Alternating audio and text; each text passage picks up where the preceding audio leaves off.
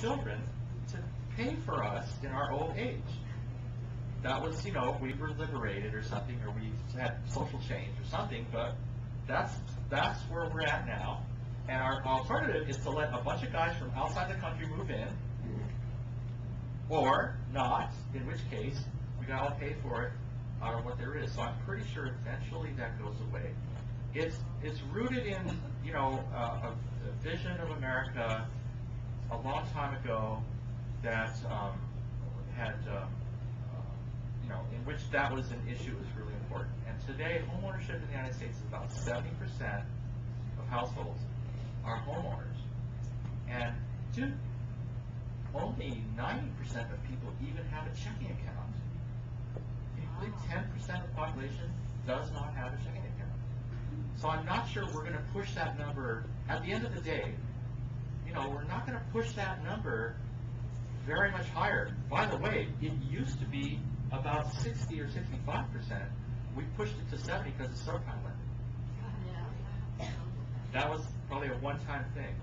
And by the way, there was a moment when subprime lending, you know, there was a moment right here where subprime lending was a good idea. You know, over here, get to 2006, this is what we're talking about earlier. In 2006, you should have been exiting, but in 2006, there were all kinds of subprime guys coming to Hawaii, remember? Opening offices and all this other stuff.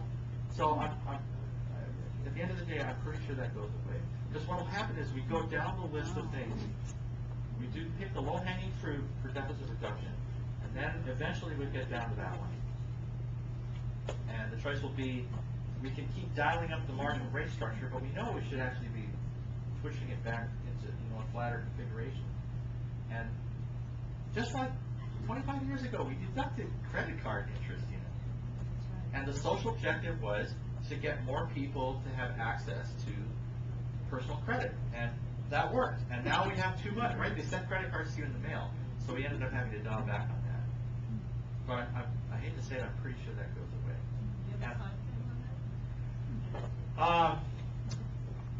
If there's a second term, it might come up then. But I would say 20 teens is when that discussion is really going to have to get serious. I actually heard this. So let's say you wanted to completely reform the entire tax system. You wanted to eliminate the income tax or replace it with a flat tax combined with a value-added tax at the federal level. The way you would do it is you would eliminate the mortgage interest deduction, and then you would allow you to run the income tax rate structure way down, have a Hong Kong-style system which is flat, and then put it into value-added. What that would do is it takes away all the progressivity from the federal structure, from the federal tax structure, which is the principal weakness of the proposal. But then that allows you to have more discretionary progressivity in local property tax environments and whatnot. And different states will obviously have different, you know, some states don't have income taxes, some states don't have. Anyway, I'm sure nothing like that will happen.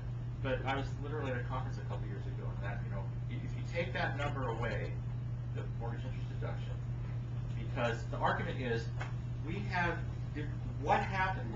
We had too much stuff encouraging people to buy homes. From a portfolio allocation standpoint, they're excessively invested in an illiquid asset, which is their principal residence.